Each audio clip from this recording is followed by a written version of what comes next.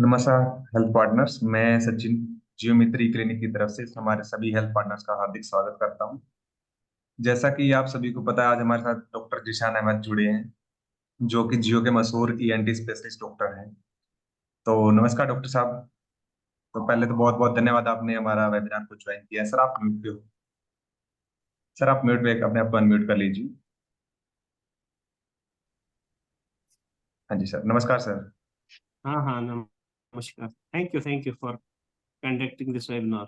हाँ जी सर, धन्यवाद सर, आपने हमारा इस वेबिनार को ज्वाइन किया। तो सर, जैसा कि हमारे आज के वेबिनार का जो टॉपिक है, throat emergency, so sir we can start with that.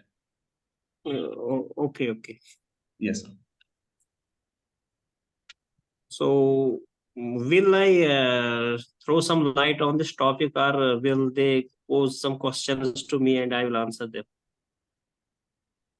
Sure sir. Okay sir. तो सर बेसिकली ये वेबिनार हमारा थोड़ा सा हिंदी में रहेगा, क्योंकि हमारे जितने भी हेल्थ पार्टनर्स हैं वो गांव से हैं। जी जी तो जी। थोड़ा सा सही रहेगा, सबको समझ में भी आएगा सर। ठीक है ठीक है। हाँ जी sir.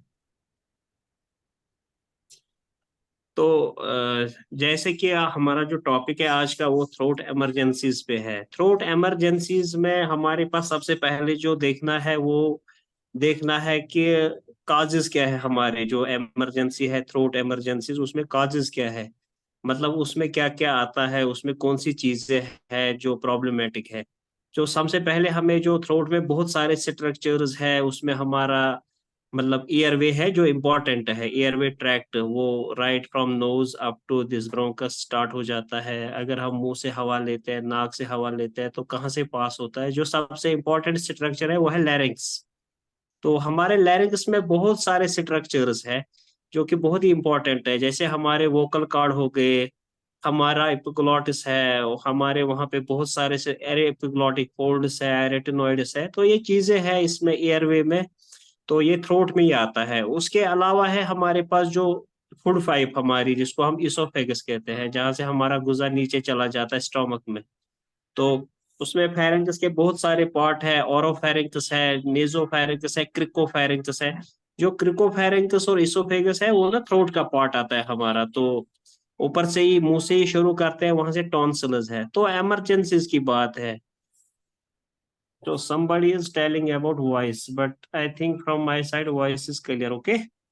Yes sir. Okay. Yes sir. Okay. Somebody is complaining about this voice.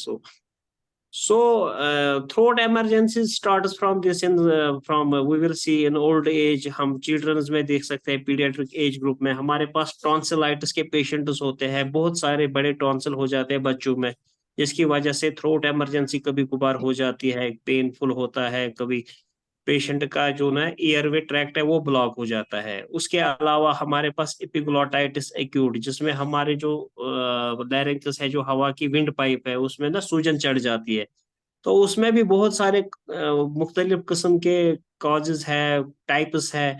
तो उसमें भी जो इन्फेक्शन है हमारे, वायरल है, बैक्टीरियल इन्फेक्शन है। तो उसके बाद ये मैं क्लासिफाई कर रहा हूँ क्या क्या चीजें हो सकती है। जैसे हमारा जो पीछे इसोफेगस है, मान लो हमने कभी कुछ गुजा खाई, उसमें कोई हड्डी निकली, हमारी चिकन बून है वो हमारी, वो भी एक इमरजेंसी है। उसके अलावा कभी हमने कुछ फिश बून ले ली, वो हमारे आमतौर पे जो है टॉन्सिलर फोसा में स्टक हो जाती है। समझ लो वो भी एक इमरजेंसी है।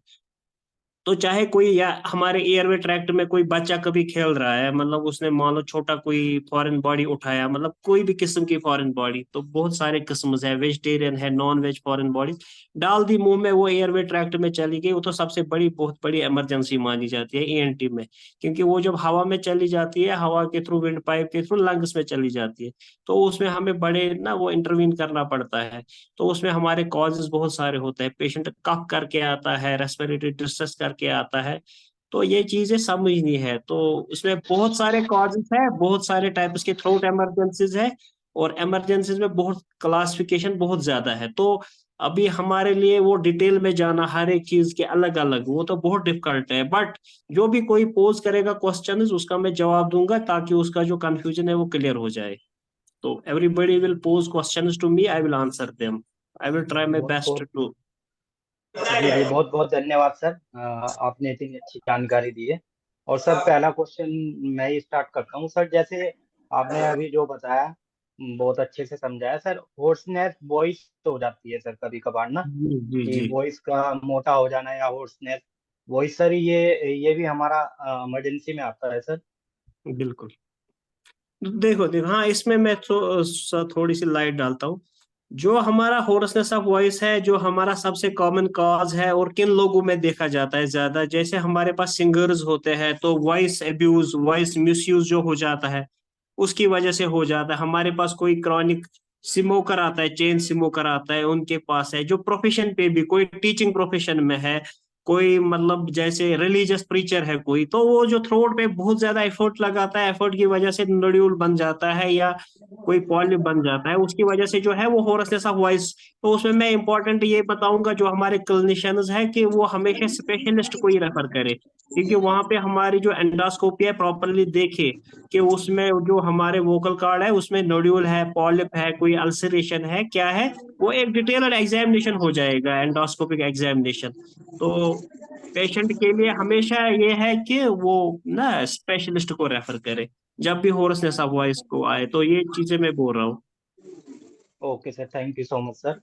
और सभी हेल्थ पार्टनर से मेरी रिक्वेस्ट है, एक एक करके सर से क्वेश्चन पूछ सकते हैं। जी जी। जी doctor sir, Sarfaraz Ahmed sir, आप पूछ सकते हैं क्वेश्चन सर से। जी जी जी। Sir. Good afternoon sir, Sarfaraz बोला है। गुड सर गुड हमारे आफ्टरनून। जी सर, हमारे एक पेशेंट है, उनकी जो ये आँख है, उसके जी। आँख पे मांसपेशियों का चढ़ना हो गया है, जैसे कि लेयर आना, फर्स्ट लेयर, इस तरह से। हाँ हाँ। क्या करना पड़ेगा सर? तो देखो, हमारा यहाँ पे ईएनटी जो है वो डिस्कस हो रहा है, तो यहाँ पे टॉपिक है थ्रोट इमरजेंसीज। तो यहाँ पे जाने की जरूरत ही नहीं है अभी हमें। आप थ्रोट इमरजेंसीज के रिलेटेड जो भी क्वेश्चन है, कोई भी किस्म का आपको कोई शक हो, शुबा है, वो आप पूछ सकते हो।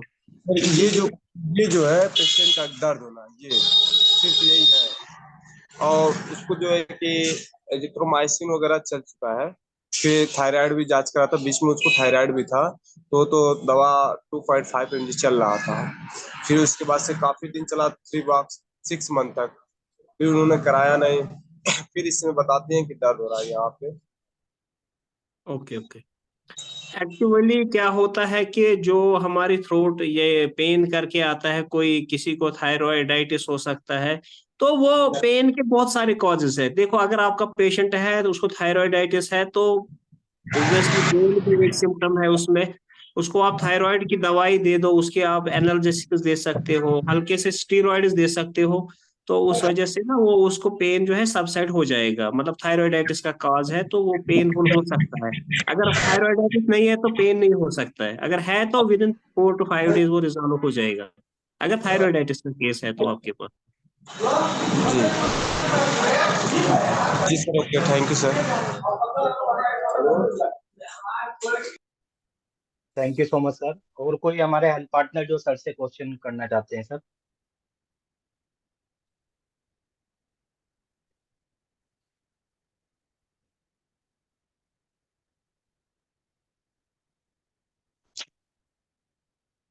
हमारे और कोई हेल्थ पार्टनर का कुछ भी, जैसे गले से संबंधित उनको कुछ भी पूछना हो, डॉक्टर साहब से पूछ सकते हैं। पूछ सकते हैं, बिल्कुल। उन्होंने किसी ने क्वेश्चन लिखा सर कि अभी जो हाँ जी जी। वायरल अभी इन्फेक्शन। जो, हाँ हाँ, अभी ये आप फिर से जरा ये कर दीजिए मेरे पे, ये ना मतलब मैं जरा एक सेकंड, हाँ। अभी जो वायरल थ्रोट इन्फेक्शन के साथ कफ फीवर चल रहा है, उससे रिलेटेड इंफॉर्मेशन बताइए। जी जी। वायरल थ्रोट इन्फेक्शन के साथ, ओके ओके। हाँ हाँ। देखो, हमारा जो थ्रोट इन्फेक्शन है, ऑब्वियसली वायरल थ्रोट इन्फेक्शन हो सकता है। मतलब बहुत सारे वायरसेस है, स्टेन बार वायरस मतलब, या रेस्पिरेटरी सिंशियल वायरस। बच्चों में सबसे ज्यादा देखा जाता है वायरल कॉज, क्योंकि वो ज्यादा ससेप्टेबल होते हैं वायरल इन्फेक्शन के लिए। इसमें आपके जो हमारे सिम्टम्स हो सकते हैं, वो ड्राई कफ हो सकता है, थ्रोट इरिटेशन हो सकता है, थ्रोट में पेन, दर्द हो सकता है। तो जब ये सिम्टम्स क्रॉस कर जाएगा तो जो सबसे मेजर सिम्टम वो होरसनेस ऑफ वॉइस हो सकता है। तो उससे ज्यादा इसमें एक्सपेक्ट नहीं कर सकते हम कि इसमें रेस्पिरेटरी डिस्ट्रेस तो बहुत ही अनकॉमन चीज है। हाँ, आपका ड्राई कफ, थ्रोट इरिटेशन, तो थ्रोट पेन, ये दो सिम्टम्स है ना, एक किस्म के लक्षण जो आ रहे हैं हमारे इसमें वायरल में। तो अब बात रही, अब मान लो किसी को वायरल इन्फेक्शन है, चाहे बच्चा हो या बड़ा, तो मैनेज कैसे करें हम इसको। सबसे पहले आप इसको रिलीविंग फैक्टर, जिससे आप इसको जैसे हमारे पास स्टीम इनहेलेशन आती है, उससे क्या होती है, ये ह्यूमिडिफाई रहता है हमारा जो एयरवे ट्रैक्ट है। हाँ हाँ। तो किसी का क्वेश्चन है कि एंटीबायोटिक्स को।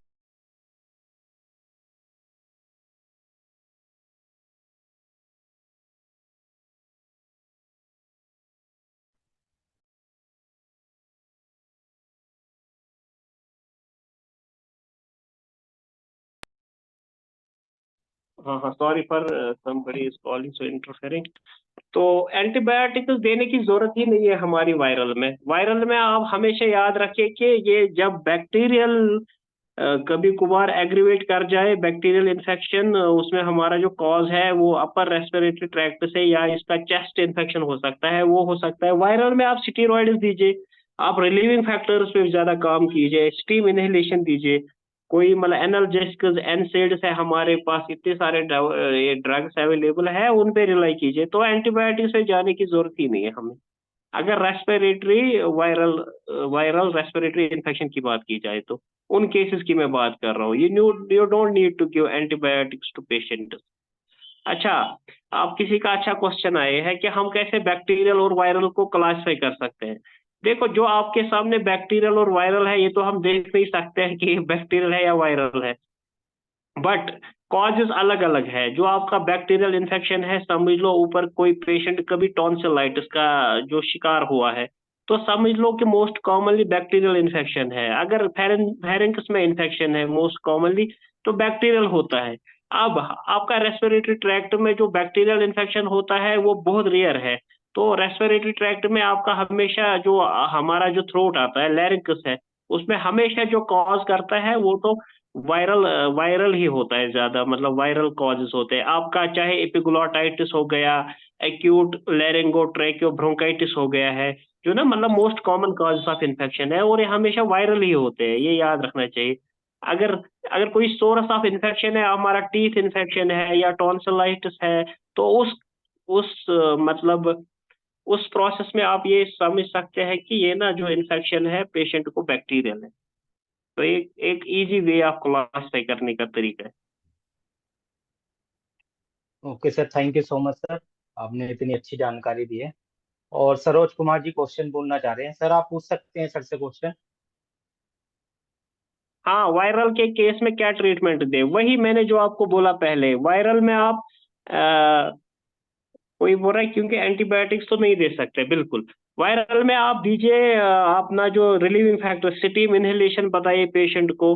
पेशेंट को आप बताइए, मतलब स्टीरॉइड्स पे रिलाई करिए। स्टीरॉइड से ये है कि वो एंटी इन्फ्लेमेटरी एक्ट करता है। अगर पेन है तो आप जो पेन किलर एनाल्जेसिक्स है हमारे पास मार्केट में अवेलेबल, वो दे सकते हैं। तो वो 4-5 डेज के लिए ट्राई करके वो सिम्टम्स रिजॉल्व हो जाएंगे। मतलब आपको सिम्टोमेटिक ट्रीटमेंट देना है, उस पर आप एंटीबायोटिक पे रिलाई ज्यादा करने की जरूरत है ही नहीं।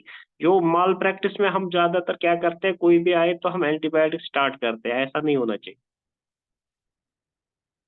जी जी। जी, कोई और क्वेश्चन? सरोज कुमार अच्छा, जी लिफ आपका कोई नोड। क्वेश्चन, और सर लिम्फ लिफ नोड के नोड, बारे लिफ में एक बार नोड। बता दीजिए अच्छा, आप। लिफ नोड स्वेलिंग पे किसी ने क्वेश्चन पूछा है। देखो, हमारे पास लिफ नोड स्वेलिंग जो है 90% ऑफ द केसेस जो है वो तो आपका इन्फेक्टिव ही है। लिफ नोड स्वेलिंग की बात जाए, हाँ, मोस्ट कॉमनली बैक्टीरियल इन्फेक्शन में leaf node swelling is the most common cause. उसके अलावा जो हमारे रियर कॉजेज है, वो जैसे कोई सीए पेशेंट है, कुछ है, तो वो बहुत रेयर कॉजेज है जिनमें लिफ नोड एनलार्जमेंट हो जाएगा। तो इस चीज में आप अपना एंटीबायोटिक और अपना जो एनसेड है वो दे सकते हैं। और ज्यादा से ज्यादा अगर लिफ नोड उसके बाद भी रिजॉल्व नहीं हो रहा है तो यूएसजी कराइए। अगर यूएसजी पे आपका क्लियर नहीं हो रहा है तो आप एफएनएसी पे, मतलब वो रियर सिचुएशन में आमतौर पर मोस्टली इन्फेक्टिव होते हैं leaf node enlargement, infective pathology मेरा मतलब है। बाकी जो रेयर केसेस है हमारे पास, सीए होते हैं, बहुत सारी चीजें हो सकती है, नो डाउट, बट मैं मोस्ट कॉमन कॉज की बात कर रहा हूँ। सर मिम्पस। जी जी, बोलिए। हेलो जी, हाँ नमस्ते जी हाँ सर। सरोज हाँ। कुमार जी पूछ लीजिए सर। जी जी, जी, बोलिए। तो एक क्वेश्चन था सर, जो एक ही पेशेंट में बार बार टॉन्सिल का साइज बड़ा हो जाना, उसमें मतलब पस बराबर हो जाता है, दोनों साइड होता है, और उसको कुछ निगलने में और दिक्कत होता है, तो इस स्थिति में मतलब हम लोगों को क्या करना चाहिए? बिल्कुल बिल्कुल, अच्छा क्वेश्चन है। जिस बच्चे में टॉन्सिल बड़े हो, बार बार इन्फेक्शन हो जाए, देखो सबसे पहले आपको ये करना है, अगर उसका एक्टिव इन्फेक्शन है तो आप उसको मतलब एंटीबायोटिक दीजिए, माउथ गार्गल दीजिए, जो भी है, मतलब आप उसको मैनेज करिए, कंजर्वेटिव मैनेजमेंट, मतलब मेडिकल मैनेजमेंट, जो मेरा मतलब है। हाँ, जो ही रिजॉल्व हो जाएगा, वो टॉन्सिल का रिग्रेस होना बड़ा मुश्किल है, तो उसका जो फाइनल ट्रीटमेंट है वो सर्जिकल ही रहेगा। बट जो जब भी एक्टिव इन्फेक्शन है वो पहले सेटल होने दीजिए, फिर उसके बाद सर्जिकल के लिए जाइए। जी जी, तब तक आप मेडिकली अच्छा मैनेज अच्छा। करो जब तक एक ही ठीक नहीं हो पेशेंट जाता है। एक ही पेशेंट जिसको 3-4 महीना पहले देखे सबसाइड कर गया, फिर 4 महीना के बाद हो गया, जबकि यंग एज है, 30-35 साल का था, वो लेडीज थी, और फिर हो गया उसको, फिर हो गया, तो इसमें कुछ परहेज वगैरह भी करना होता है, कुछ ऐसा क्या? हम्म, परहेज तो देखो, परहेज क्या बोल सकते हैं हम, हाँ, मेंटल जो ऑरो हाइजीन है वो इम्पोर्टेंट है। हाइजीन कैसे मेंटेन रह सकता है, वो सुबह शाम उसको एडवाइस करना है, आप गार्गल कीजिए, मतलब जितना हो सके आप अपना हाइजीन मेंटेन करके रखिए, जो सबसे इम्पोर्टेंट चीज है। बाकी हम हाँ बोलते हैं पेशेंट को, आप कोल्ड अवॉइड करिए, कोल्ड रेफ्रिजरेटेड फूड्स, या जैसे आपका जो सोर फ्रूट्स है, जैसे ऑरेंज आता है, बिटर जैसे, तो वो चीज है। बाकी उसमें इतना रोल है नहीं, oral hygiene is most important, जो आप पेशेंट को एडवाइस कर सकते हो, ऑरल जी hygiene is most important. Yes sir. जी, ठीक है, okay sir, thank you sir. Okay sir, thank you so much sir. और कोई हमारे हेल्थ पार्टनर जो सर से पूछना चाहते हैं क्वेश्चन?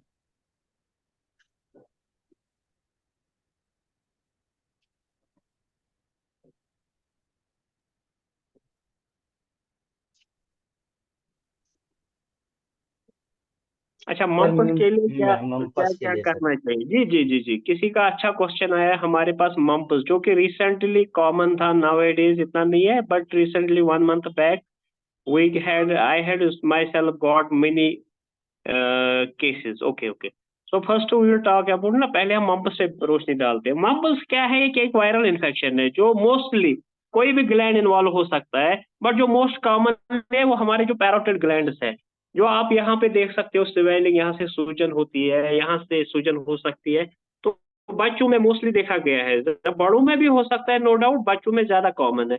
मम्पस है वायरल इन्फेक्शन है, पैरोटिड जो आपके हमारे ग्लैंड होते हैं वो एनलार्ज हो जाते हैं, उसमें पेन होता है, स्वेलिंग काफी बढ़ जाती है, सूजन बहुत ज्यादा होती है, दर्द काफी होता है, तो फीवर भी चढ़ जाता है बच्चों में अक्सर बेशतर। तो मैनेज कैसे करें, तो वही बात आती है, यहाँ पे वायरल है, तो लोग क्या करते हैं, मैनेज करते हैं, सीधे एंटीबायोटिक से शुरू करते हैं। हाँ, एंटीबायोटिक अब आप दे सकते हो जब आपको पेशेंट बोलेगा गले में बहुत ज्यादा लगती है, तो उस केस में आप दे सकते हो, या फीवर के लिए हम जो फीवर चढ़ता है बच्चों में उसके लिए एंटीबायोटिक दे सकते हैं, वरना अगर स्वेलिंग है, पेनफुल है, आप उसमें स्टीरॉयड दे सकते हो, एंटी इन्फ्लेमेटरी ड्रग्स दे सकते हो।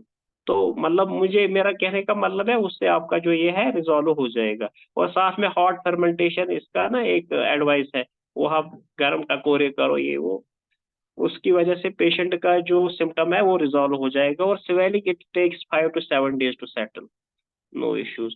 किसी का एक और क्वेश्चन आया था,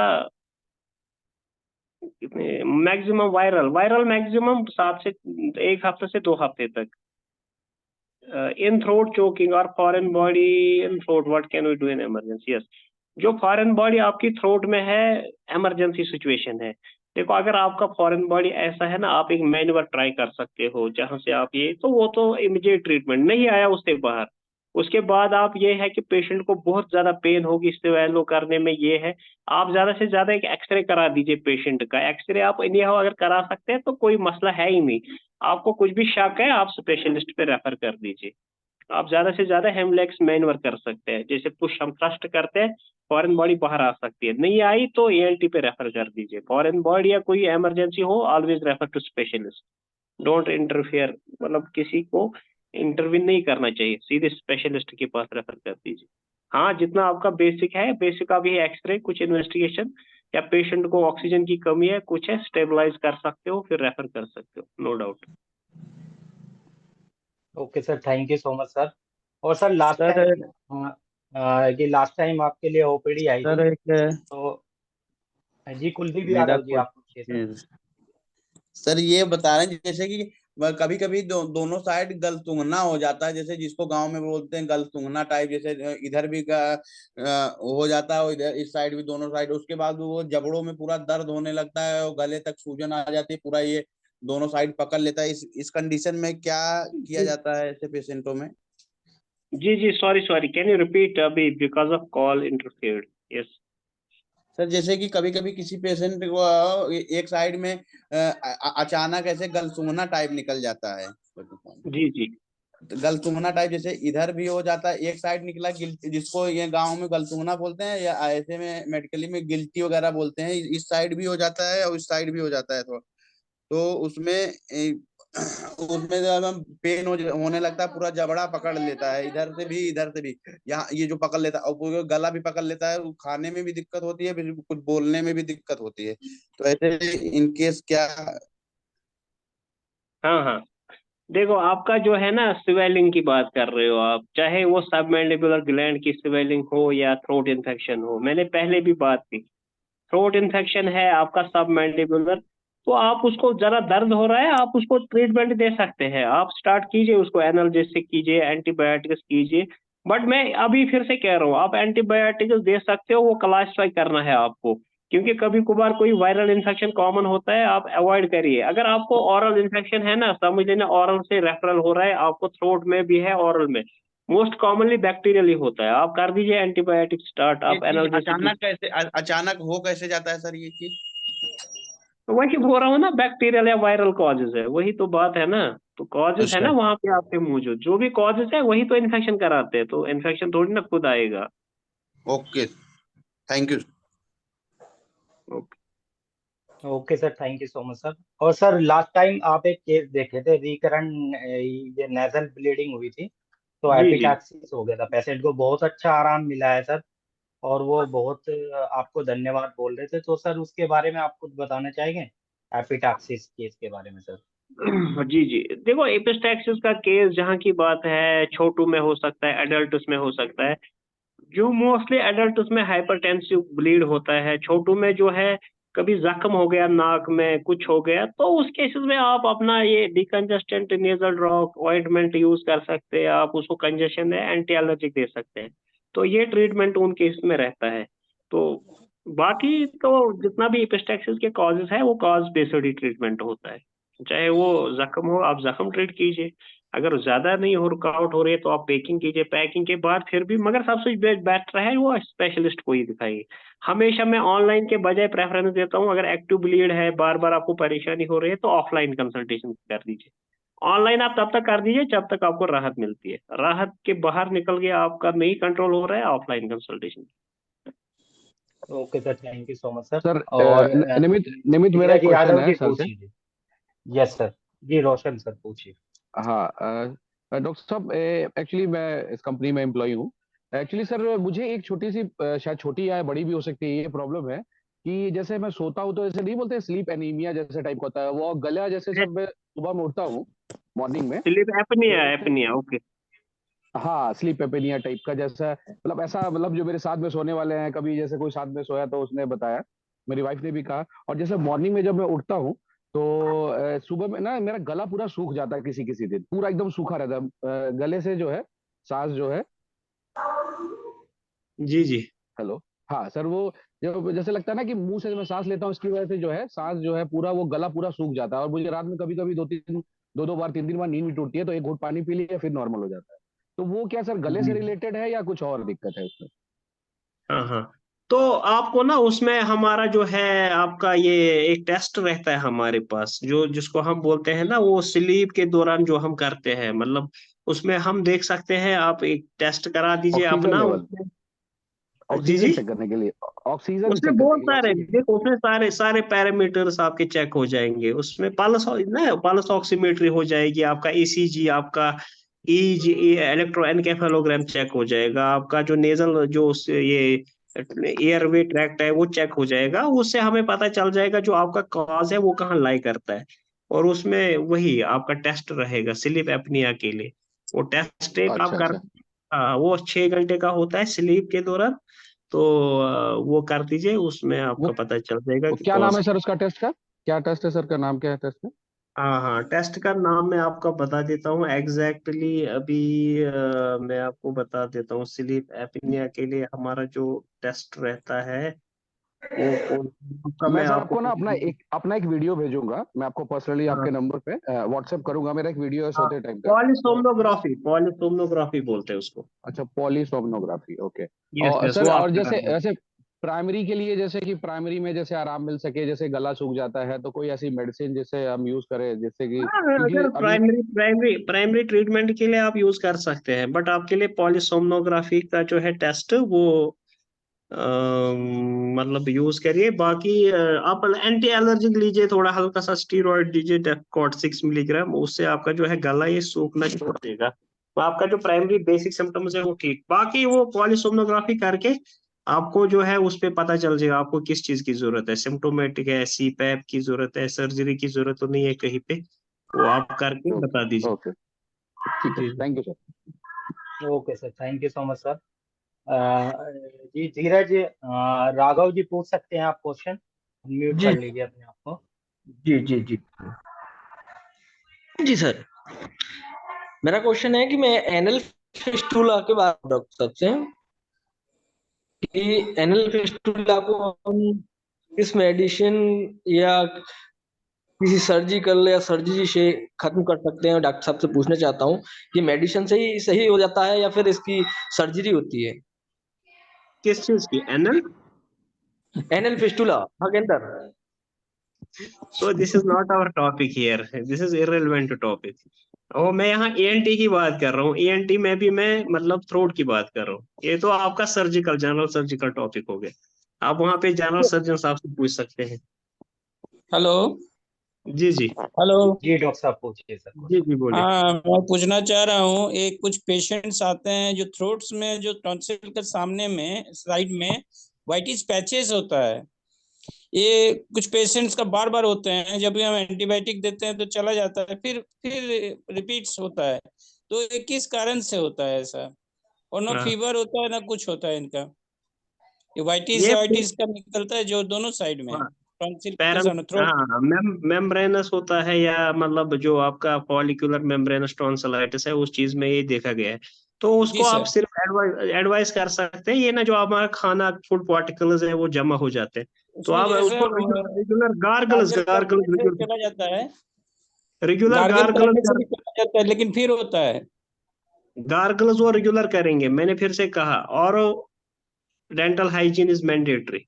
आपका जी हाइजीन ठीक रहेगा, ये हर एक के लिए, मेरे लिए भी जरूरी है, आपके लिए भी जरूरी जी। है। आपका ये हाइजीन खद्दे मेंटेन पकड़ने कर। में कोई ऐसा चीज तो नहीं है ना सर, कोई ऐसा मैंने ना ना दिक्कत ये ऐसा तो नहीं है ना कि ना कोई ना ना आगे ना चल ना के ये कुछ? ये इन्फेक्शन की वजह से सारा चीज है ये। आप इसमें हमेशा मतलब और डेंटल हाइजीन पे ध्यान दीजिए, ये नहीं रहेगा। बस आपका सुबह उठे ब्रश कर रहे हो, साथ में गार्गल कर दीजिए, शाम को गार्गल, आपका ये ठीक रहेगा। कोई एंटीबायोटिक नहीं देना पड़े? एंटीबायोटिक आप कब तक दोगे? वो थोड़ी हमेशा आप दे सकते हो जी एंटीबायोटिक सर, को पेशेंट ना को। फीवर भी आता नहीं, कुछ नहीं आता है, खाली ये देख रहे हैं वाइटिस पैचेस होता है, फिर वो निकाल देने से फिर खत्म हो जाता है, फिर 1 वीक 2 वीक के बाद फिर देखने लगता है कि फिर हो रहा है। हाँ, मैंने वही कहा ना, एंटीबायोटिक ट्रीटमेंट पहली बार है। अगर कभी एग्रीवेट ज्यादा किया, पेन ज्यादा है, आपका जो फीवर है वो नहीं है, अगर आम केसेस में है, आप हमेशा गार्गल एडवाइस कीजिए कि आप गार्गल करते रहिए। उसका और डेंटल हाइजीन सेटिस्फैक्टरी रहेगा, और इन्फेक्शन होने के चांसेस बहुत मिनिमम हो जाएंगे। अच्छा, ठीक है, हम्म। Thank you. Okay sir, thank you so much sir. और सर एक और क्वेश्चन आया है, in large adenoids and tonsils can be treatable medically because surgeon advise for surgery. Okay okay, देखो ये आप मेडिकली तब तक ट्रीट कर सकते हो जब तक पेशेंट को कंफर्ट है। और अगर आप मेडिसिन बंद कर रहे हैं, पेशेंट ठीक नहीं कर रहा है, तो always go for surgical side.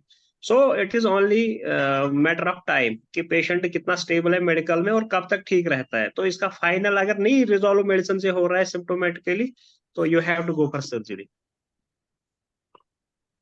Okay sir, thank you so much sir. और कोई हमारे हेल्प में जो सर से क्वेश्चन पूछना चाहते हैं? हेलो। जी डॉक्टर नवीन वैष्णव सर पूछिए। जी जी डॉक्टर साहब। जी सर, गुड आफ्टरनून। एक सर हाँ 10-12 हाँ साल का बच्चा है, उसको नेजल कंजेशन रहता है, रनिंग नोज है और नेजल पॉलिप है उसके, तो Polyp, ईएनटी हाँ ईएनटी स्पेशलिस्ट ने उसको नेजल स्प्रे वगैरह एडवाइस किया फिलहाल तो। फिर वो आयुर्वेद में चले गए, वहां कुछ अग्निकर्म वगैरह किया, तो क्या इसमें सर्जरी करवाएं, क्या करें? बच्चा परेशान रहता है काफी, एलर्जिक राइनाइटिस और कंजेशन रहता है उसको, ऑन ऑफ महीने में 20 दिन रहता ही है उसको। आप उसका एक सीटी कराइए, सीटी स्कैन, पीएनएस और ठीक है, नोज। वो ठीक है, वो मुझे भेज दीजिए, मैं अब आपको बता दूंगा क्या ठीक रहेगा। ठीक है सर, ठीक। Okay. Okay sir, thank you so much sir. और कोई हमारे हेल्थ पार्टनर जो सर से क्वेश्चन पूछना चाहते हैं? जी डॉक्टर बीपी गुप्ता सर, पूछिए। हाँ मैं सर वो बोल रहा था कि टॉन्सिल में एक सफेद रंग का जो है हार्डनेस होता है, वाइट कलर का, और वो जी काफी हार्ड होता है, और पेशेंट को कभी कभी वहां पे सूजन भी दिखाई देता है, उसके साथ साथ जो है वो फीवर भी आ जाता है। जी जी जी। कभी कभी हमने देखा उसको जो है वो देखा था मैंने क्या चीज में कि टॉन्सिल स्टोन बोल करके कोई शब्द होता है क्या? टॉन्सिलर लिस्ट, हाँ बिल्कुल। टॉन्सिल स्टोन बन जाता है। देखो क्या होता है कि आपका जो कंक्रीशन है वहां पे वो आहिस्ता आहिस्ता स्टार्ट जमा होना हो जाता है, तो फिर वो विद टाइम ना एक सॉलिड कंपैक्ट स्टोन की तरह बन जाता है। तो या उसकी या वजह से पेशेंट को काफी दर्द हो जाता है, क्योंकि वो इम्पैक्टफुल होता है, वो हार्ड होता है, वो पेशेंट को पेनिट्रेट करता है, मतलब उसका प्रेशर रहता है पेशेंट की टॉन्सिलर फोसा पे। तो उसकी वजह से उसको पेन काफी होता है और वो हार्ड होता है, और उसकी वजह से जो सराउंडिंग जो एरियाज होता है वो काफी इन्फ्लेमेटरी हो जाते हैं, मतलब उनमें सूजन हो जाती है। या उस रेंज में हमेशा रिमूव करने की कोशिश करें, पेशेंट को एडवाइस करें डॉक्टर साहब के पास जाए, वो रिमूव कर देंगे। सर्जरी कराना पड़ेगा ना टॉन्सिल? जी हाँ, रिमूव रिमूव रिमूव। जी। Okay sir, thank you so much sir. और कोई हमारे हेल्थ पार्टनर जो सर से क्वेश्चन पूछना चाहते हैं?